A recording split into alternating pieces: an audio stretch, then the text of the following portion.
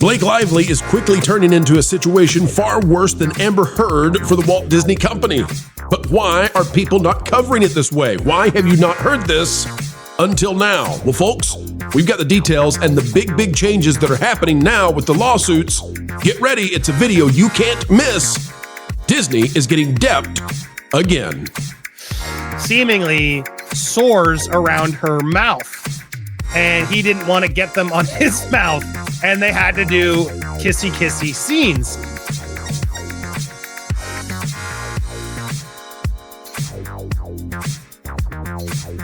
Hello, ladies and gentlemen. Welcome back to the Pro Channel, where we as ever endeavor to explain entertainment. Keeping you ahead of the culture curve is what we do. And no, folks, we are not part of the outrage vendors, the injustice buffets of the internet designed to cause you to walk away with some sort of outrage. No, folks, we are here to give you the facts as best we can, truth with a capital T. As we get started, click the like button. We are here to keep you ahead of the culture curve, and we start with that Park Place because the Walt Disney Company could be facing a situation far worse than the Johnny Depp Amber Heard deal. And by the way, I would deal this out to you and say that cost them the Pirates of the Caribbean franchise. How many movies have been lost? How many billions of dollars? And this one's aimed for the MCU. Taylor Swift and Hugh Jackman may be subpoenaed in Blake Lively explosive lawsuit against Justin Baldoni, as the article here. It's by Marvin Montanero. It says the legal battle between Blake Lively and It Ends With Us director and co-star Justin Baldoni continues to spiral, and it may soon drag some of Hollywood's biggest names into the fray. Sources now say Taylor Swift, T. Swift herself, and Hugh Jackman, Wolverine, are likely to be subpoenaed as witnesses in the growing clash between the former colleagues. Now, remember that T. Swift was a big get for the Walt Disney Company on Disney Plus with her concert, the Eras Tour, and Hugh Jackman, of course, is the key component to a lot of their plans for the MCU for the next decade. Lively, who originally filed her lawsuit quietly under the pseudonym Vanzin Inc. in September of 2024, accuses Baldoni of some bad stuff during the film's production and claims he retaliated by launching a behind-the-scenes smear campaign. Her legal team alleges they uncovered internal messages showing a coordinated effort to destroy her reputation. But folks, if you've been paying attention to this at all, you know that Blake Lively, her claims are not so clear-cut as you would want if you're the House of Mouse, because now it's pulling in people like Ryan Reynolds. And the reason this is so much worse than Amber Heard, I'll just explain this so that you can understand. With the Pirates of the Caribbean situation, with the Johnny Depp situation, there were allegations made which would later on turn out not to have a significant enough weight in court to carry the day. Disney sat on the sidelines. They left Johnny Depp. They said no more Pirates movies, no more Jack Sparrow, but they didn't have to take a step forward in anything. They didn't have to take an offensive step forward.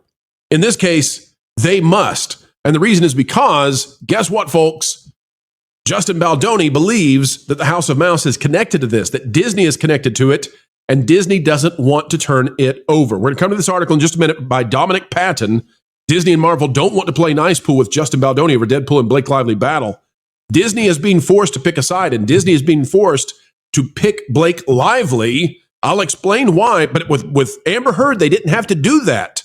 They could be passive. Now, that didn't go well for them, still cost them an entire franchise, but they didn't have to pick a side overtly. This time, they do, and they don't want to be on the side they're picking. To show you just how ugly this is going to get, and then we'll go back to Deadline in just a second, we're going to go over here to Andy Signore, and Andy has something that you just can't miss out on regarding It Ends With Us. I want you to see how ugly, I want you to see how just obnoxiously ugly a trial such as this could get with Disney attorneys sucked into it. Here we go.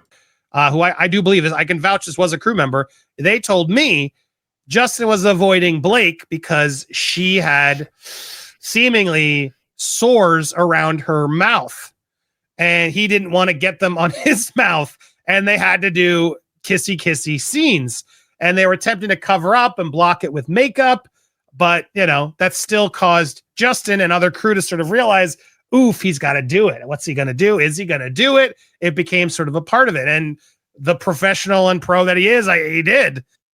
Folks, just so you can understand, just consider the ickiness of all of this. Blake Lively suggests that Justin Baldoni was very inappropriate to her in a physical way and then retaliated against her when she did not respond the right way.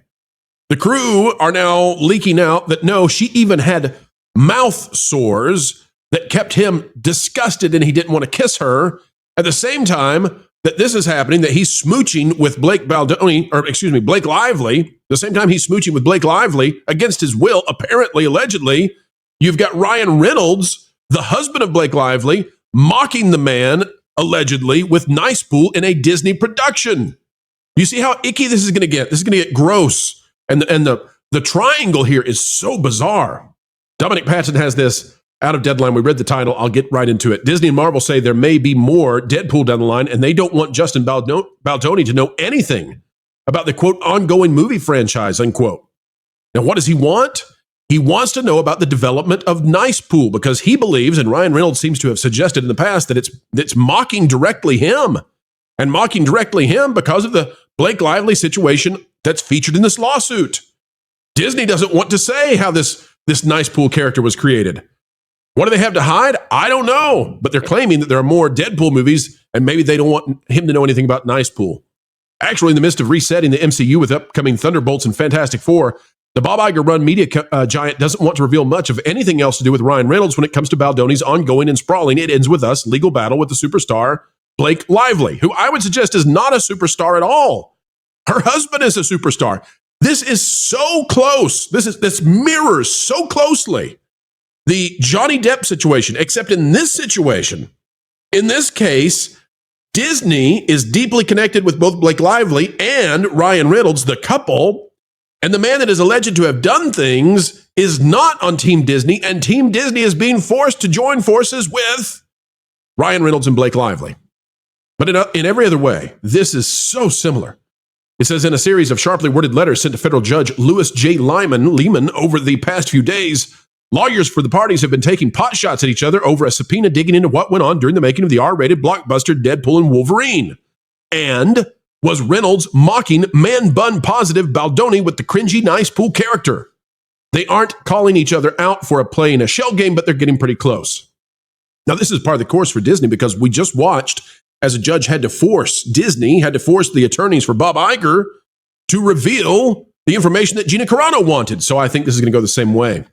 Marvel requests in the alternative to the primary relief sought that the court stay discovery from Marvel pending a determination of Ryan Reynolds' motion to dismiss. Meister, Seelig and Fine, and Liner, Friedman, Tatelman. I'm messing every one of these last names up. It's okay. They're attorneys. They'll get over it. Cooley attorneys for Baldoni. His Wayfarer Studios execs and PR team say in a sharp April 28th missive. Essentially what this says is we don't have to turn over the stuff. We don't want to turn over the stuff. You're not going to get the stuff. This article goes on to talk about exactly what the stakes are here. It's a $400 million defamation and extortion suit. Again, let me say that, folks. A $400 million defamation and extortion suit. And there was an evidence retention letter sent to Iger and Marvel chief Kevin Feige in January, around the time of the LA fires and now this looming subpoena. Disney is now facing this in both of their big franchise. Both of these have the potential to absolutely upend the entertainment industry. The Gina Carano lawsuit, if that's successful for Gina, will change the way that studios must hire, fire, and retain those who have a different political refrain from the studios. In other words, conservatives and moderates can't be let go just because of their politics, i.e. the way that Gina was treated, i.e. the way that James Woods had been treated, i.e. the way that Dean Kane has been treated, and I can keep going. In this, with the Baldoni situation, we have something that is far worse than Amber Heard because this gets really ugly. It gets really gross. It's going to be a he said, she said with crew members talking and superstars that are very connected with Disney being brought in to testify as well. And if it's true that this all is connected with a character that's in Disney's Deadpool and Wolverine, holy moly, lock the doors at Marvel because this could blow open a franchise that's already on the way out. In response, and obviously wanting to stay in the lucrative Ryan Reynolds business, Disney has drawn a spiked line in the MCU sand. Remember, they didn't have to do this with Amber Heard. They didn't have to do this with Johnny Depp. Did they make bad decisions? You bet. But they walked away. They stepped away. They didn't want to touch it. Was that the right call? I don't know. Bet you do. But in this case, they're active participants in it. Disney has responded and said the requested documents are particularly sensitive because they relate to the development of a character in an ongoing movie franchise. Can I just share something with all of you out there? If, in my estimation, if Nicepool had been created completely divorced from anything to do with Justin Baldoni, Disney would likely come out and say, This is ridiculous. This character has nothing to do with anything, related with this lawsuit. Here are the, very few emails or very few notes that were taken when we created this character. We don't want to be a part of this. Leave us alone. This is the last time we'll respond. That's what a defiant Disney would look like if they didn't have any connections, in my opinion. Instead, what they're saying is the requested documents are particularly sensitive because they relate to the development of a character in an ongoing movie franchise. Folks, if you asked DC for documents related to the development of Batman, they'd go back to when Batman was created, give you the documents and say, now leave us alone. Marvel could do the same. It's Nicepool, for crying out loud. This character is a joke character, right? He's literally just a joke character. He's a parody. They don't want to give it over. Why?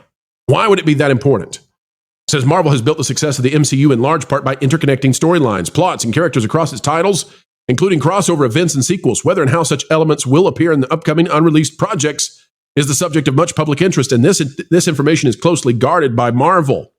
The discovery sought from Marvel is broad. Disclosure of these confidential documents would prejudice Marvel, and Reynolds' motion presents substantial grounds for dismissal. At the same time, the Wayfarer parties would not be prejudiced by a stay. It concludes this way from the Deadline article. With an ever-growing pile of motions, melees, dismissal hopes, and more in the court docket, and a March 9th, 2026 trial start in this feud between the PR firms, pause for a minute, folks. Pause for a minute. Look at the date. Disney is going to be defending, to some degree, it looks to me, Blake Lively against Justin Baldoni at the same time that they are going to court against Gina. Literally, these two trials, this is going to happen at the same time. Unless there are more delays in the Gina situation, which they're going to try that. Good Lord. Both of the big franchises under fire. If you don't know this is coming, you don't know what to be waiting for, ladies and gentlemen. This is a big one. This is huge. It says it may be a spell before the Nicepool subpoena quashing issue is addressed, but you can be certain a decision one way or another will come before we see Deadpool on the big screen again. This could actually impact the Avengers. This could impact the Avengers movies. In fact, there may be a situation where they can't put Ryan Reynolds and Deadpool in the Avengers movies upcoming.